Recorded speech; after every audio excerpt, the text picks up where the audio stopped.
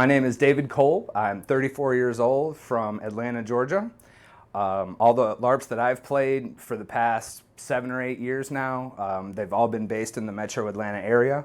I started with Coral Gate, a little bit of Nero, the local chapter of Dagger here, High Spires. I also have volunteered and monstered and done a little bit of NPC work here and there, but at a bunch of different LARPs really. And I also have my own LARP company, which is LARPland. Ever since I was a kid, I've always been into role-playing, role-playing games, Final Fantasy, Dungeons and Dragons. And one day a friend of mine called me up.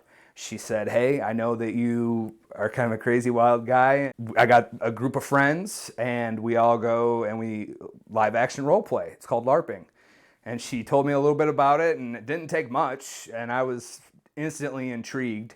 I figured, okay, this will be cool. This will give me a chance to really act out and be, a rogue in real life. Apparently, I fit right in. Took to it like a duck in water. I was just running around all over the place, just trying to talk to everybody, figure out who's who and what's going on in the world. And I just instantly fell in love with it. It's just a chance to really just do something different. One of the things I really like about LARPing and the escape that it provides is, it gives you a chance to be someone else, gives you a chance to be a hero or a villain. As far as, especially when you go out on like a weekend event, you're out there for 2 or 3 days, out in the woods, out in the wilderness, going hard. It takes away all the stress. Getting out there and being active is definitely something I look forward to.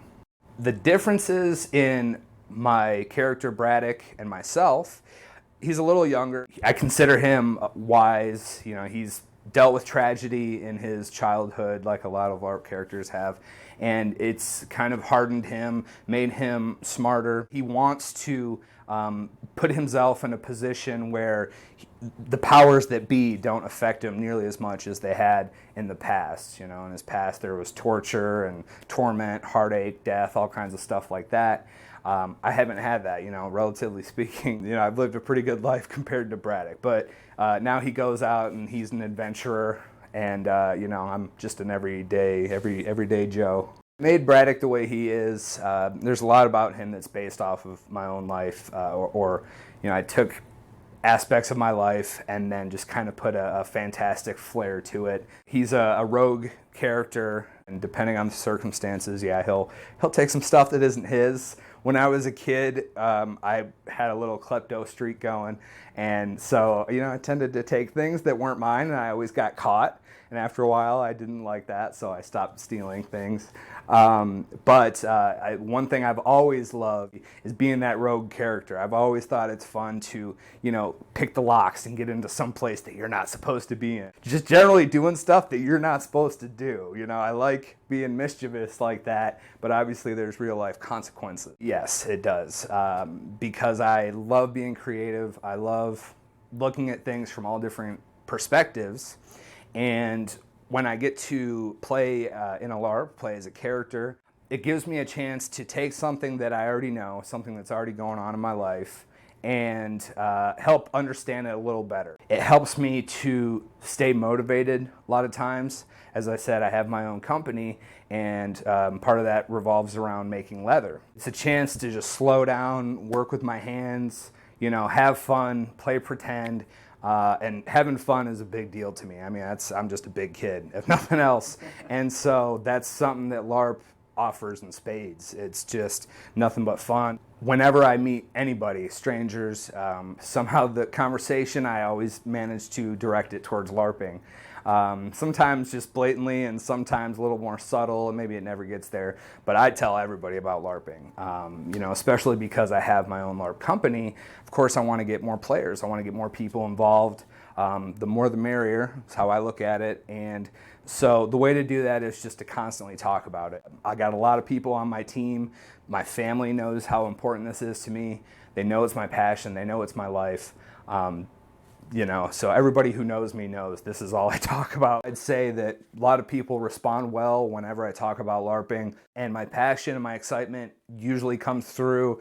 A lot of people see that, and I describe it in a way that piques their interest, gets them interested in it, Or if nothing else, it lets them know, oh, this isn't some nerdy thing for the weirdos. This is actually kind of a fun thing. There are, of course, the people who, no matter how well I describe it, they still kind of laugh it off and they give me, they whatever, I know they think it's weird. And that's fine. I totally get that. It's not for everybody.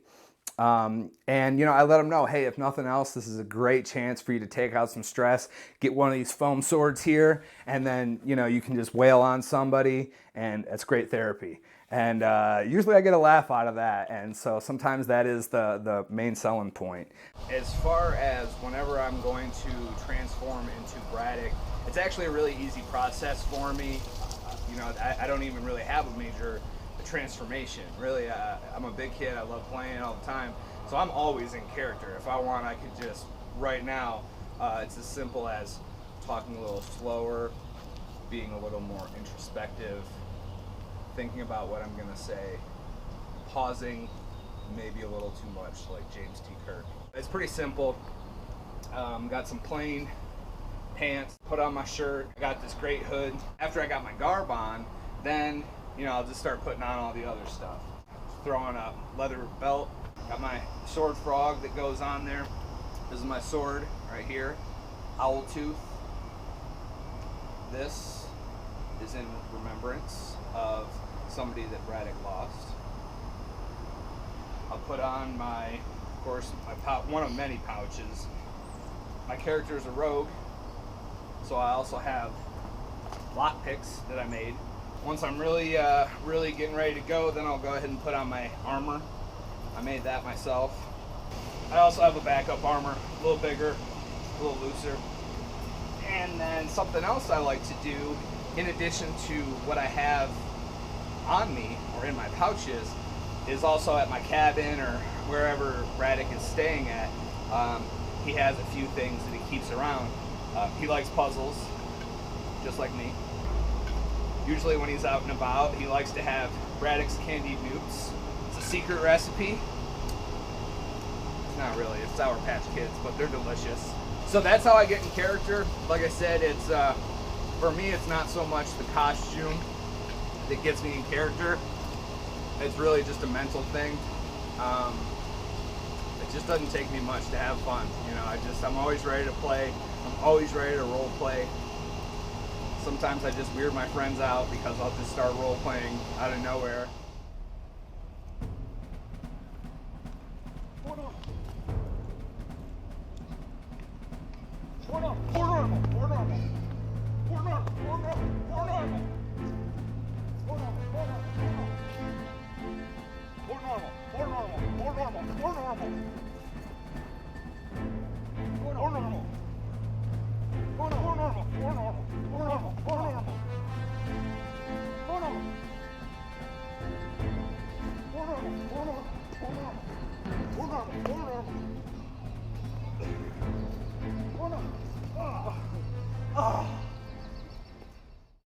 The king sees something in you. Tell me more about yourself. Oh, yes, sir. Well, my name is Braddock, and I'm 29 years old. Drifted around this world for quite some time now, but spent the past year in King's Tower. I see. And what do you make of the rest of the world that you've seen? I've seen a lot. It's been quite the medieval fantasy. I've seen warriors such as yourself, wizards, healers, rogues. I've seen castles and monsters, tragedy, death. I've seen a lot of the world, sir. And now I find myself here in King's Tower amongst a civil war between our wonderful, wise King Marcus and that villain, Lord Barlow, on the other side of the continent. I understand. I too have seen a far-reaching world. Tell me more. Well, as I said, my lord, life of servitude, slavery. I managed to get away from that life and was found by some gypsies, some traveling entertainers. They taught me many skills. From there, I wandered. I felt the need to go and find another place to call home. And I found a place that I thought I could be happy at. But the town was shut down, closed, demolished by the local nobility, politics. And so again I wandered, and now I find myself your squire, captain of the King's Guard. Excellent. 'Tis a noble life I have found myself in, sir. So Braddock, I'm curious, forgive me for prying, but what exactly makes you so valuable to the king? That's a question for His Majesty, Captain.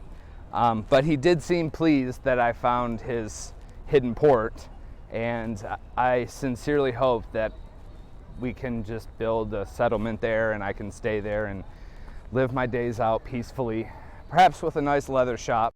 Excellent. Until then, go on and get yourself prepared for the festival. Yes, my lord. Thank you.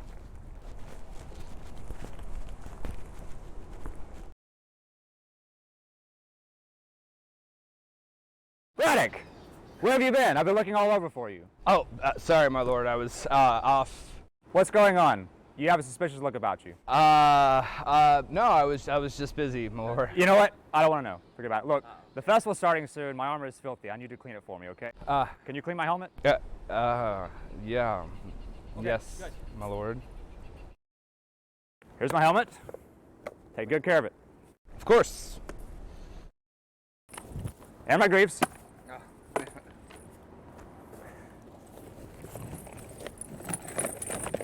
And my chest plate.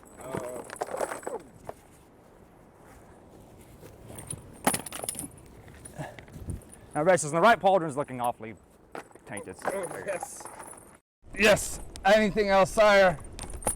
That'll be it. Now hurry up. The festival will be starting soon. Of course. Thank you, my lord. Here you go, my lord. Excellent, Braddock. Excellent. Thank you very much. Is there anything else you require, my lord? Actually, yes. My boots could use a quick polish. Can have them looking all dirty for the festival, you know. Yes, my lord. My boots. Braddock. You're wearing them, Captain. Braddock, look, there's very little time. The festival will be starting soon, and besides, I'm not removing my boots in front of company. You can just clean them right here. Yes, my lord.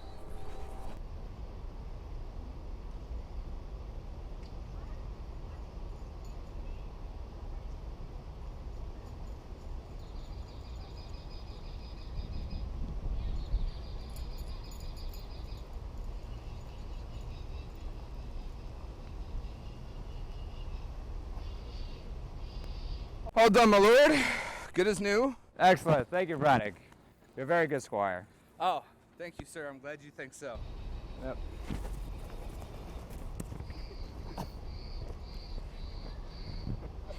Braddock! Glad you think so, sire.